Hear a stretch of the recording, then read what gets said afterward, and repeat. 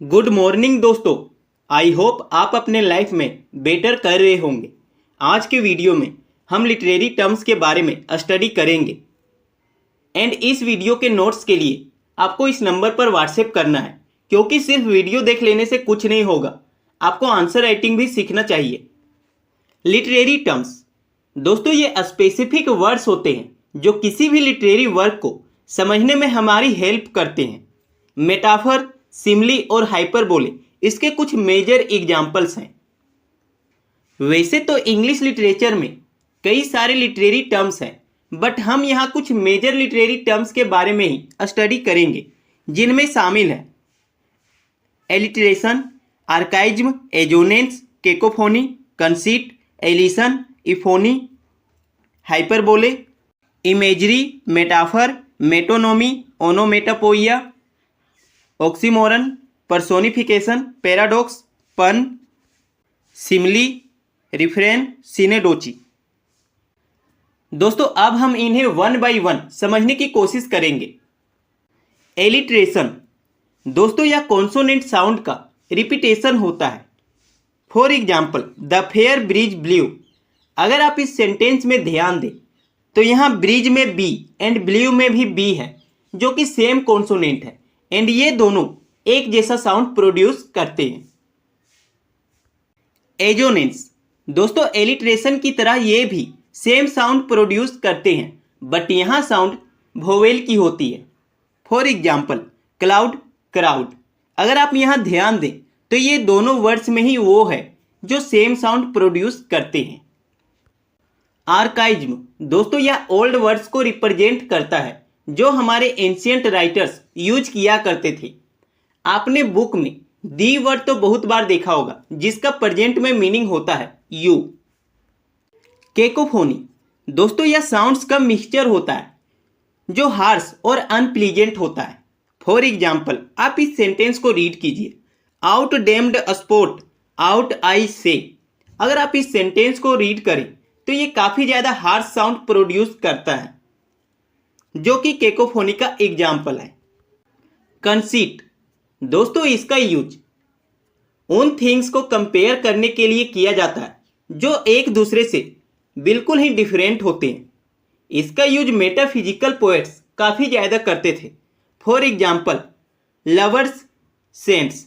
इन दोनों को अगर ध्यान दें तो इन दोनों का मीनिंग भी डिफरेंट है एंड एक दूसरे से बिल्कुल भी रिलेटेड नहीं है।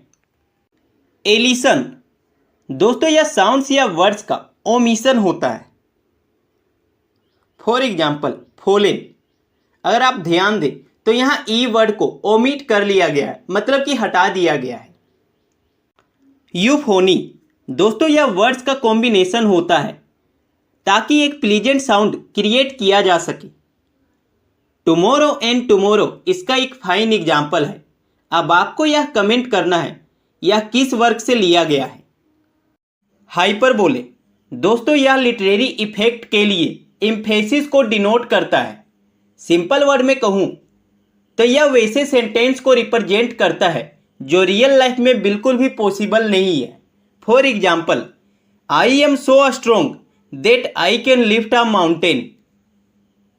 मैं यहाँ इतना स्ट्रोंग हूँ कि मैं एक पहाड़ को उठा सकता हूँ, जो कि पॉसिबल नहीं है। मेटाफर दोस्तों यह दो डिफरेंट थिंग्स को कंपेयर करने के लिए यूज किया जाता है। For example, Ramesh is a lion. इस सेंटेंस का मीनिंग होगा रमेश एक लायन जितना स्ट्रोंग है। यहाँ रमेश और लायन दोनों ही एक दूसरे से डिफरेंट है, बट इन दोनों को एक साथ कंपेयर किया गया है।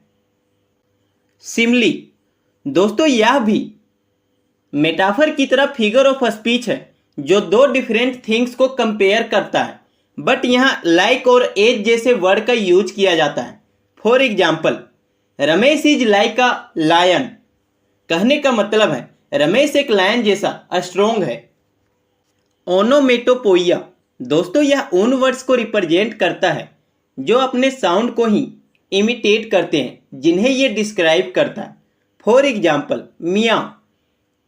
ये साउंड भी कैट के मियाँ वर्ड का है एंड इनका स्पेलिंग भी मियाँ है। ऑक्सीमोरन दोस्तों यह अपोजिट वर्ड्स का एक कॉम्बिनेशन होता है। For example fire water. साथ ही ऑक्सीमोरन में अपोजिट वर्ड्स के बीच में एक हाइफन भी देना होता है। पर्सोनिफिकेशन किसी भी नॉन लिविंग थिंग को लिविंग थिंग की तरह डिनोट करना ही पर्सोनिफिकेशन कहलाता है। For example the dancing cloud. हम सभी जानते हैं क्लाउड एक नॉन लिविंग थिंग है एंड डांसिंग करना एक लिविंग थिंग का काम होता है। पैराडॉक्स दोस्तों यह भी ऑक्सीमोरन की तरह ही अपोजिट वर्ड्स का एक कॉम्बिनेशन होता है, बट इसमें एक डीप मीनिंग भी होता है। For example less is more.